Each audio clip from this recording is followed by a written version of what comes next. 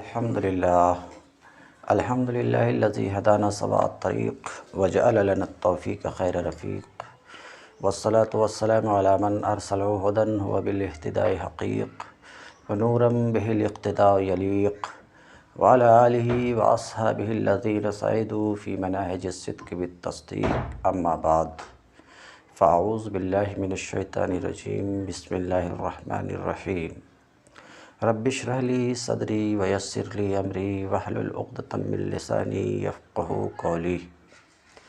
باب العلم انواریہ educational society و جامعہ انواریہ حیدرآباد انڈیا کے زیر اہتمام شرح تہذیب کا درس الحمدللہ قسطوار جاری ہے۔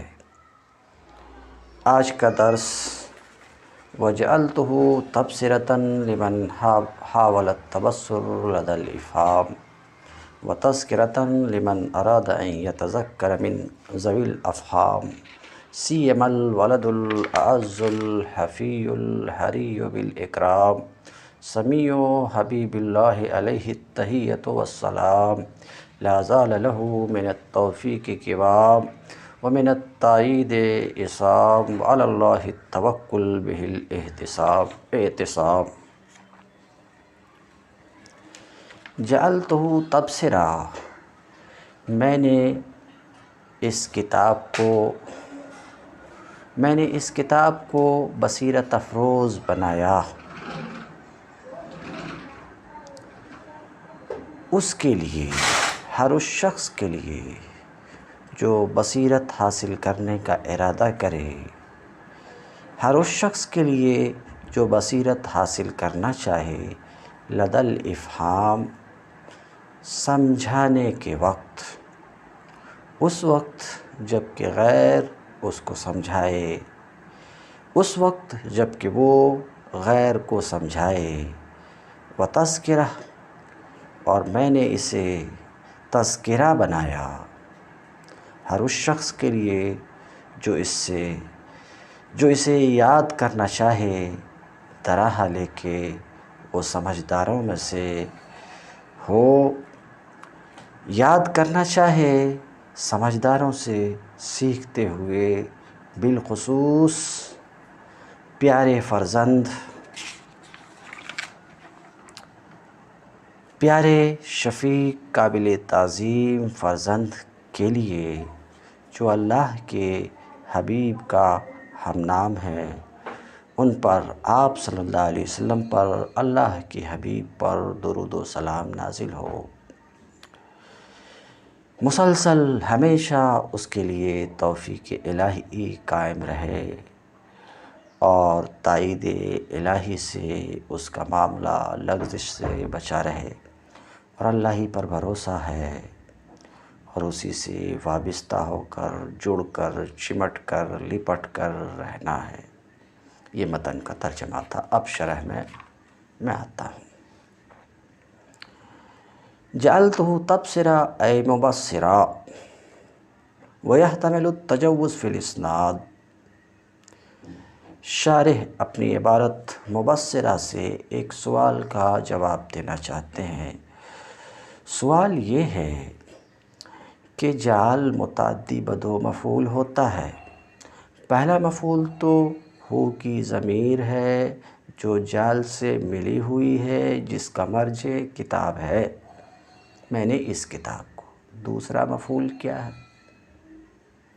جعل کو تو دو مفعول چاہیے، کیونکہ متعدی بدو مفعول ہوتا، تو دوسرا مفعول کیا ہے؟ تو اگر اس کے جواب میں کہا جائے تبصرہ ہے، تو سوال یہ ہوتا ہے کہ جعل کا دوسرا مفعول در حقیقت مسند ہوتا ہے اور پہلا مفعول مسند الیہ ہوتا ہے۔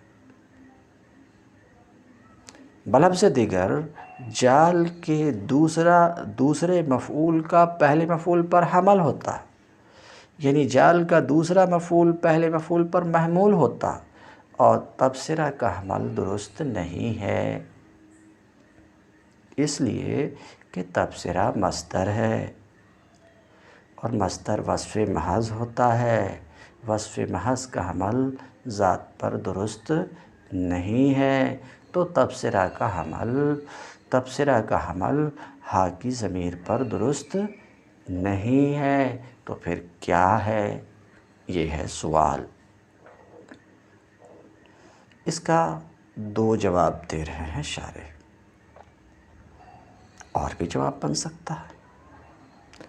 پہلا جواب تو یہ دے رہے ہیں کہ تبصرہ سے مراد مبصر ہے، مجاز لغوی کے طور پر۔ مجاز لغوی بہت مرتبہ مصدر بول کر کے مجازاً مشتق مراد ہوتا، جیسے خلق بول کر کے مخلوق مراد لیا جاتا ہے۔ تو تبصرہ مبصر کے معنی میں ہے، مجاز لغوی کے طور پر۔ یا ایک جواب اور، یہ حمل مبالغتاً ہے، اس بات کی طرف اشارہ کرنے کے لیے کہ یہ کتاب اس قدر بصیرت افروز ہے، گویا کہ یہ عین تبصرہ ہے، تو انتہائی بصیرت افروز ہے، بہت زیادہ بصیرت پیدا کرنے والی ہے۔ اس بات کی طرف اشارہ کرنے کے لیے جو مصدر ہے اسی کا حمل کر دیا، جیسے زید عدل، عدل جو مصدر ہے اس کا زید پر حمل کر کے اشارہ کیا جا رہا ہے کہ زید میں صفت عدل بہت زیادہ ہے، اتنی زیادہ ہے گویا کہ وہ ذات عین صفت بن گئی ہے۔ 2 جواب۔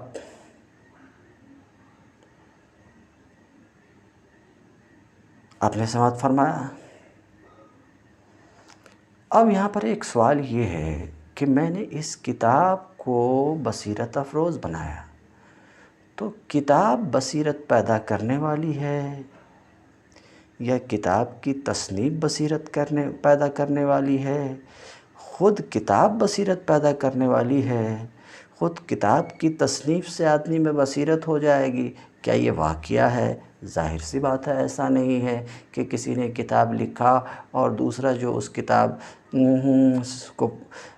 کتاب کو پڑھنا چاہتا ہے اس کو پڑھے بغیر بصیرت حاصل ہو جائے۔ ایسا تو فی الواقع نہیں ہو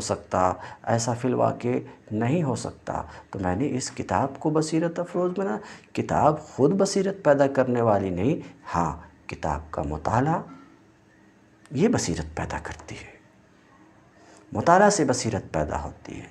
تو یہاں تو یہ کہا جا رہا ہے جعلتہ تبصرہ، میں نے اس کتاب کو بصیرت افروز بنایا، تو کہتے ہیں مجاز فی الاسناد ہے۔ مجاز فی الاسناد کیا ہوتا ہے؟ اسناد شیء الی غیر ما هو لہ، کسی چیز کی نسبت اس کے غیر کی طرف کر دینا جس کی وہ چیز ہے، کسی فعل کی نسبت اس کے سوا کر دینا جس کا وہ فعل ہے، یہ مجاز عقلی کہلاتا ہے۔ اور یہ بھی شائع اور ضائع ہے۔ ہم اور آپ اپنی زبان میں بولتے ہیں ندی بہہ رہی ہے، یہ مجاز عقلی ہے۔ ندی نہیں بہتی، نہر نہیں بہتی، ندی کا پانی بہتا ہے۔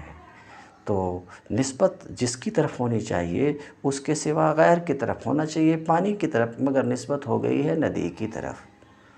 تو جس طریقے سے ندی بہہ رہی ہے، نہر جاری ہے، میں جریان کی نسبت نہر کی طرف کی گئی مجاز عقلی کے طور پر، ایسے ہی تبصرہ کی اسناد کتاب کی طرف کی گئی ہے مجاز عقلی کے طور پہ۔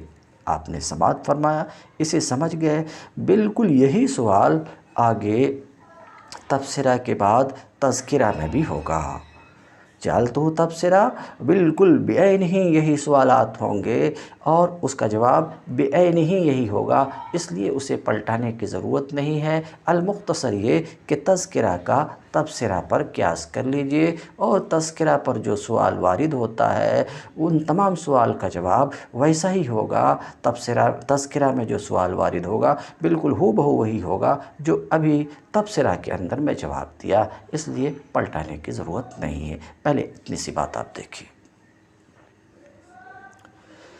جعلتہ تبصرہ ای مبصرہ، میں نے اس کتاب کو تبصرہ بنایا یعنی مبصر۔ بتانا چاہ رہے ہیں کہ یہاں مجاز فی طرف ہے، یعنی مجاز لغوی ہے، تبصرہ مبصر کے معنی میں ہے، ایک دوسرے میں نے کہا مبالغتاً حمل ہے۔ پھر اس کے اوپر جو سوال ہوا کہ کتاب خود بصیرت پیدا نہیں کرتی، اس کا مطالعہ کرتا، کہتے مجاز فی الاسناد کا احتمال ہے، ختم ہو گئی بات۔ اسی طریقے سے مصنف کے قول تذکرہ و تذکرۃ لمن اراد ہے، اسی طریقے سے مصنف کے قول تذکرہ کو قیاس کر لیجئے تبصرہ پر، مصنف کے قول تبصرہ پر، ختم ہوئی بات۔ قولہ لدى الافہام، میں نے اس کتاب کو بصیرت افروز بنایا ہر اس شخص کے لیے جو بصیرت حاصل کرنا چاہے، لدى الافہام سمجھانے کے وقت، یہ تو اس کا ترجمہ ہوا، یعنی اس وقت جب کہ غیر اس کو سمجھائے کیا اس کتاب کے مطالب، اس کتاب کے مقاصد، یہ بھی معنی ہو سکتا ہے۔ جس وقت کہ وہ دوسرے کو سمجھائے، وہ دوسرے کو سمجھائے اس کتاب کے مطالب، تو اب دوسری صورت میں یہ بصیرت افروز معلم کے لیے ہو رہی ہے، پہلی صورت میں یہ بصیرت افروز متعلم کے لیے ہو رہی ہے۔ اتنا تو آپ نے سن لیا۔ اب شارح کیا کہتے ہیں دیکھیے، لدى الافہام بالکسر، یہ افہام ہے، افہام نہیں ہے، لدى الافہام ہے، یہ بات تو ہو گئی کہ افہام نہیں افہام ہے۔ اے تفہیم الغیر ایاہ، اس سے کس بات کی طرف اشارہ کرنا چاہ رہے ہیں؟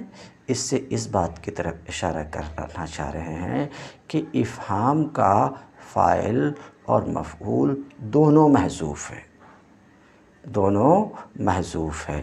اب دونوں محذوف ہے تو وہ کیا ہے، وہ کیا ہے؟ تو کہتے ہیں کہ اے تفہیم الغیر ایاہو، تفہیم الغیر ایاہو، یعنی افہام کا فاعل غیر ہے اور مفعول ایاہو ہے، جو ضمیر من اسم موصول کی طرف پلٹ رہی ہے، یا تو ایسا ہے، ایسا ہے، یہ بتانا چاہ رہے ہیں۔ کیا بتانا چاہ رہے ہیں؟ کہ اس کا فاعل اور مفعول دونوں محذوف ہے، فاعل یا تو غیر اور مفعول ایاہو ہے، یا یہ کہ اس کے برعکس ہے، یعنی فاعل ہا کی ضمیر ہے اور غیر مفعول ہے، یعنی لدى تفہیمہ الغیر، یہ کہنا چاہ رہے ہیں۔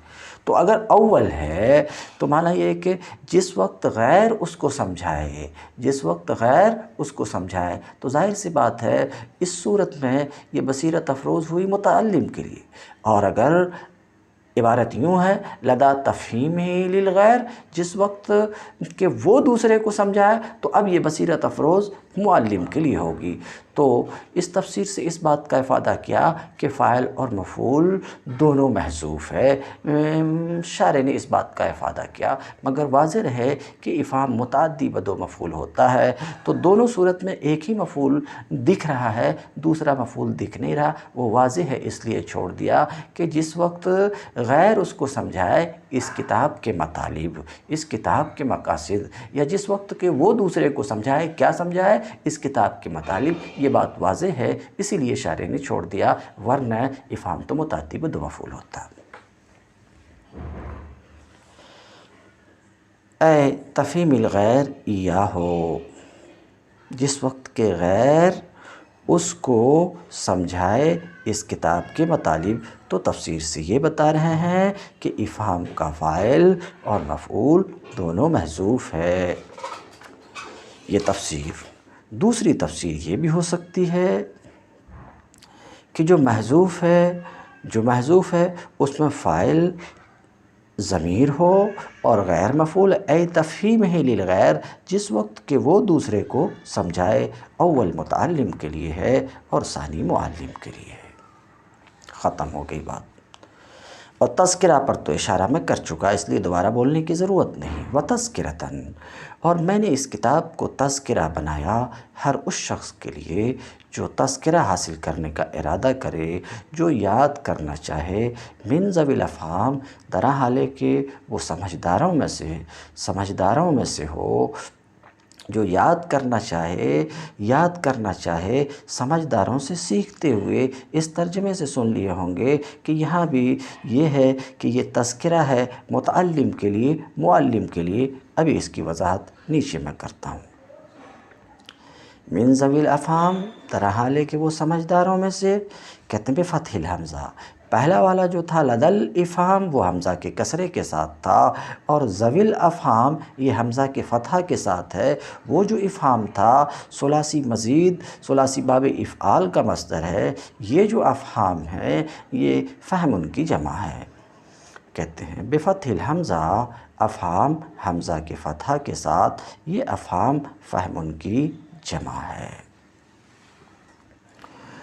والظرف اما فی موضع الحال من فاعل یتذکر۔ اب ظرف یعنی من ذوی الافہام، من حرف جار ہے، ذوی مضاف ہے، افہام مضاف الیہ، مضاف نے مضاف الیہ سے مل کر مجرور ہے، من حرف جار کا جار مجرور کو نحو کی زبان میں ظرف بولتے ہیں۔ یہ جو ظرف ہے، اور ظرف کی دو ہی قسم ہیں، ظرف مستقر اور ظرف لغو۔ ظرف مستقر جس سے اس کا تعلق ہے وہ اگر مقدر ہے تو ظرف مستقر ہے، ظرف مستقر ہے۔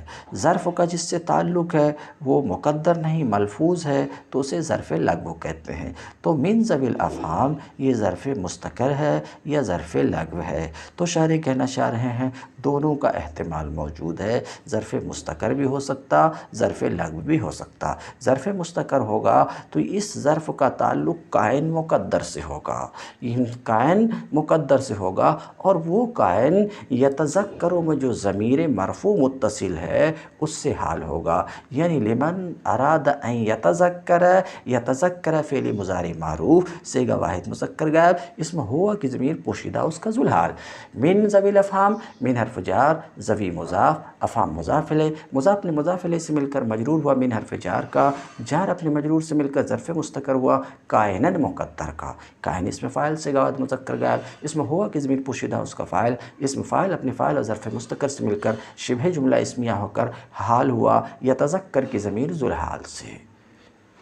تو اس صورت میں یہ ظرف مستقر ہو سکتا۔ اگر یہ ظرف مستقر ہے تو عبارت یہ ہوئی لمن اراد ان یتذکر کائنن من ذوی الافہام، جو تذکرہ کا ارادہ کرے درا حالے کہ وہ سمجھداروں میں سے ہو۔ تو اب یہ معلم کے لیے تذکرہ ہوگی۔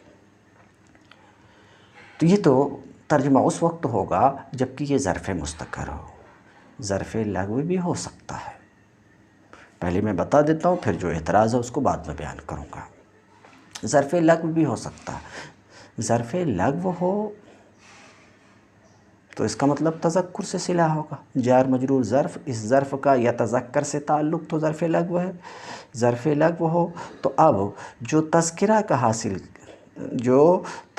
کا ارادہ کرے سیکھتے ہوئے کس سے؟ سمجھداروں سے، تو اب یہ مذکر ہوگی، تذکرہ ہوگی طالب علم کے لیے۔ مگر ظرف لغو ہونے کی صورت میں ایک سوال یہ ہوتا کہ یہ ظرف لغو کیسے ہو سکتا ہے؟ تذکر یا تذکرو من کے ذریعے سے متعدی نہیں ہوتا ہے، من کے ذریعے سے متعدی ہوتا ہی نہیں ہے کہ اس کا تعلق آپ تذکر سے جوڑ سکو، متعدی من کے ذریعے ہوتا ہی نہیں ہے، لہذا ظرف لغو نہیں ہو سکتا۔ تو اس کے جواب میں شارح کہتے ہیں یہاں تضمین ہے۔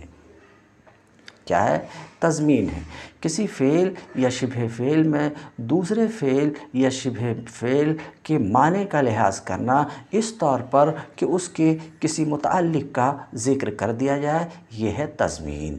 تو یہاں تذکر میں تضمین ہے، اس میں دوسرے فعل جو اخذ اور تعلم ہے اس کے معنی کا لحاظ کیا گیا ہے اور اس کے مناسب من حرف جار کا ذکر کر دیا گیا ہے۔ تو جب ایسا ہے کہ تضمین ہے تو یہ ظرف لغو بھی ہو سکتا۔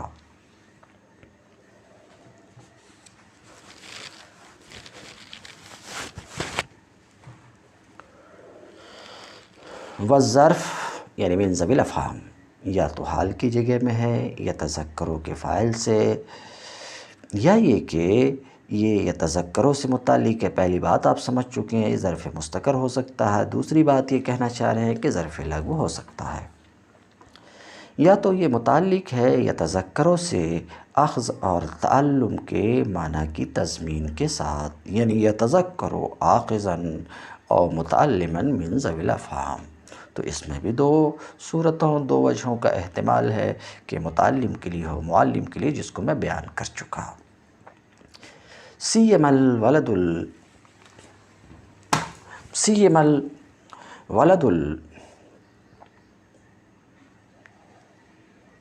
اعز الحفی الحری بالاکرام۔ تو سیم الولدو بھی پڑھ سکتے، ولدے بھی پڑھ سکتے، ولدہ بھی پڑھ سکتے، ابھی آگے اس کی وجہ بیان کریں گے۔ خاص طور پر انتہائی پیارے فرزند، باقی ترجمہ آپ کو معلوم ہے۔ مصنف کا قول سیما، اس کی تحقیق کر رہے ہیں۔ السی بمعنی المثل، سی یہ مثل کے معنی میں ہے، مانند کے معنی میں۔ بولتے ہیں، بولا جاتا ہے، ہما سیان اے مثلان، وہ دونوں ایک جیسے ہیں، برابر برابر ہیں۔ یہ سیما اصل میں لا سیما تھا، سیما کی اصل لا سیما ہے، لا کو لفظ میں حذف کر دیا گیا، لا کو لفظ میں حذف کر دیا گیا اور رہ گیا سیما، لیکن معنی میں مراد ہے۔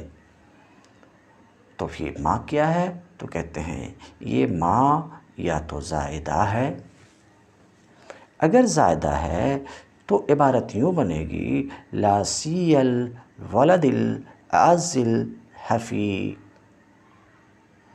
یعنی سیہ مضاف ہوگا، بعد میں الولد مضاف الیہ، اور مضاف الیہ ہونے کی وجہ سے مجرور ہوگا۔ ایک اعراب کو آپ نے جان لیا کہ الولد کیوں پڑھا جا سکتا؟ مضاف الیہ ہونے کی وجہ سے۔ یا موصوفہ یا موصولہ ہے، اگر موصولہ ہے تو عبارت یوں بنے گی لا سی الذی هو الولد الاعز۔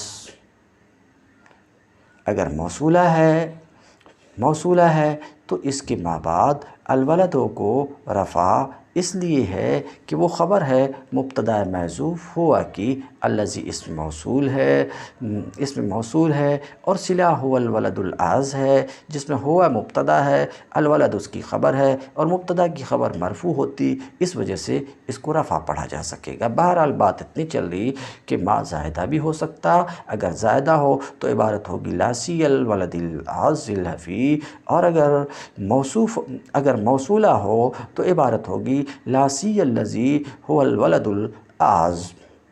موصوفہ بھی ہو سکتا، اگر موصوفہ ہو تو عبارت ہوگی لا سی شیء هو الولد الاعز، یعنی شے موصوف اور پورا جملہ اس کی صفت، تو یہ ماں موصوفہ بھی ہو سکتا۔ وہذا اصلہ، یہ سیما کی اصل ہے کہ لا سیما تھا، اور پھر لا کو حذف کر دیا گیا، اور ماں یا تو زائدہ ہے یا موصولہ ہے یا موصوفہ ہے۔ پھر اس کو خصوص کے معنی میں استعمال کر لیا گیا۔ اب یہ کس کے معنی میں بولا جاتا؟ خصوص کے معنی میں، اس لیے ترجمہ میں ہم نے کہا کہ خاص طور پر کس کے لیے؟ شفیق، لائق تعظیم، پیارے فرزند کے لیے۔ وفیما بعدہ ثلاثۃ، اور ماں کے بعد 3 صورتیں جائز ہیں، تینوں اعراب ہو سکتا ہے۔ ماں اگر زائدہ ہے تو بعد میں جو ولد ہے وہ مضاف الیہ ہونے کی وجہ سے مجرور ہوگا، موصولہ ہے یا موصوفہ ہے تو ولد کو رفع ہوگا، اس لیے کہ مبتدا محذوف ہوا کی خبر ہے، یا خود بھی وہ مبتدا ہے، تو مبتدا یا خبر مرفوع ہوا کرتی تو مرفوع ہوگا۔ نصب بھی پڑھ سکتے ہیں اس طور پر کہ آنی مقدر ہے، آن الولد الاعز، ختم ہوئی بات۔ الحفی لغت میں اس کا معنی ہے شفیق الالب، الحری لغت میں اس کا معنی ہے لائق، الحری بالاکرام قابل تعظیم، لائق اکرام۔ سمیع حبیب اللہ، اللہ کے حبیب کا ہم نام، وہ فرزند کیا ہے؟ اللہ کے حبیب کا ہم نام ہے، یعنی اس فرزند کا نام محمد ہے۔ اللہ کے حبیب پر درود و سلام نازل ہو۔ لا زال لہ من التوفیق قوام۔ قوام کہتے ہیں مصنف کا قول، قوام، قوام کس کو کہتے ہیں؟ جس سے اس کا معاملہ قائم رہے۔ تائید، تائید یہ تقویت کے معنی میں ہے، عید سے بنا ہے جو قوت کے معنی میں ہے۔ اسام، اسام کس سے کہتے ہیں؟ جس سے اس کا معاملہ لغزش سے، ارتکاب گناہ سے بچا رہے۔ وعلی اللہ التوکل وبہ الاعتصام، اور اللہ ہی پر سہارا ہے۔ مصنف کا قول، علی اللہ قدم الظرف ہا ہنا لقصد الحصر۔ ایک سوال کا جواب، علی اللہ التوکل میں التوکل مبتدا ہے، علی اللہ جو ظرف ہے ثابت وغیرہ سے متعلق ہو کر کے خبر ہے، خبر پہلے لائی گئی، مبتدا بعد میں لایا گیا، حالانکہ اصل یہ ہے کہ مبتدا پہلے خبر بعد میں، تو ایسا کیوں کیا گیا؟ علی اللہ التوکل کیوں انہوں نے کہا، التوکل علی اللہ کیوں نہیں کہا؟ یہ ہے ایک سوال۔ جواب، خبر جو علی اللہ ہے اس کو مقدم کیا حصر کے مقصود ہونے کی وجہ سے۔ یہ کون سی بات ہوئی؟ یہ بات یوں ہے جس کو شاید میں اس سے پہلے بھی بیان کیا تھا کسی موقع پر، کہ تقدیم ما حقہ التاخیر یفید الحصر، وہ جس کا مقام بعد میں آنا ہے اس کو پہلے کر دینے سے حصر کا حصول ہوتا ہے، وہ حصر کا فائدہ دیتا ہے۔ مثلا رات و دن آپ پڑھتے ہیں ایاک نعبد، ایاک مفعول ہے اور مفعول کا مقام بعد میں آنا ہے، یعنی اسے ہونا چاہیے نعبد کا، مگر مفعول کو پہلے کر کے ایاک نعبد کیا؟ کیوں؟ حصر کے مقصود ہونے کی وجہ سے۔ کیوں؟ اگر نعبد کیا ہوتا تو معنی یہ کہ ہم تیری بندگی کرتے ہیں، اور اللہ کو صرف یہی مطلوب نہیں ہے کہ بندہ اس کی بندگی کرے، بلکہ اس مطلوب کے ساتھ یہ بھی مطلوب ہے کہ صرف اسی کی بندگی کرے اور کسی کی بندگی نہ کرے۔ تو اگر نعبد کیا ہوتا تو بندے کے لیے دوسرے کی بندگی کی بھی گنجائش ہو سکتی تھی، اور وہ کسی طریقے سے روا نہیں ہے، اس لیے وہاں پر جو مفعول کی ضمیر ہے اسے مقدم کیا۔ بہرحال میں گفتگو یہ کر رہا تھا کہ جس کا مقام بعد میں آنا ہے اس کو اگر پہلے کریں تو اس سے حصر کا فائدہ حاصل ہوتا، تو حصر مقصود ہونے کی وجہ سے یہاں پر خبر کو مقدم کیا۔ اگر عبارت ہوتی التوکل علی اللہ تو معنی یہ کہ اللہ پر بھروسہ ہے، اور یہ اس بات کے خلاف نہیں ہے کہ کسی اور پر بھی بھروسہ ہو، مگر جو عبارت انہوں نے لایا علی اللہ التوکل، تو اس کا مطلب یہ ہے کہ بس اللہ پر بھروسہ ہے اور کسی پر بھروسہ نہیں ہے۔ یہ کیسے حاصل ہوا؟ خبر کو مبتدا پر مقدم کرنے کی وجہ سے حصر مقصود تھا، اسی وجہ سے خبر کو مبتدا پر انہوں نے مقدم کیا۔ کہتے ہیں وعلی اللہ قدم الظرف، ظرف یعنی علی اللہ، ابھی بتا چکا جار مجرور کو ظرف بھی بولتے ہیں، ظرف کو یہاں مقدم کیا گیا، کیوں؟ حصر کے مقصود ہونے کی وجہ سے، جس کو آپ نے سمجھ لیا۔ وفی قولہ، تو آپ دیکھ رہے ہیں اس جملے میں خبر مقدم، اسی طریقے سے بہل اعتصام میں بہی خبر ہے، اعتصام مبتدا ہے، یہاں پر بھی خبر کو مقدم کیا گیا، وجہ وہی ہے، حصر مقصود ہونے کی وجہ سے، اسی سے چمٹ کر رہنا ہے، اسی سے لپٹ کر رہنا ہے، اسی سے جڑ کر رہنا ہے، آپ سماعت فرما رہے ہیں۔ تو یہاں پر بھی جو خبر کو مقدم کیا گیا ہے مبتدا پر حصر کے مقصود ہونے کی وجہ سے، ایک بات تو یہ ہو گئی۔ دوسرا، بہل اعتصام میں جو خبر کی تقدیم اور مبتدا کی تاخیر ہے حصر مقصود ہونے کی وجہ سے تو ہے ہی، ایک دوسرے مطلب کے لیے بھی ہے، ایک دوسرے مقصد کے لیے بھی ہے، اور وہ مقصد کیا ہے؟ سزا کا پانا ہے، سزا کا حصول ہے، ایسا کرنے سے سزا حاصل ہوتی، اس وجہ سے وہاں مبتدا کو مؤخر کر دیا۔ سزا کیا ہوتا ہے؟ نثر کے دوسرے فقرہ، نثر کے دوسرے جملے کے آخری حرف کا، نثر کے دوسرے جملے کے آخری حرف کا نثر کے پہلے جملے کے آخری حرف کے موافق ہونا، یہ نثر میں سجع کہلاتی ہے۔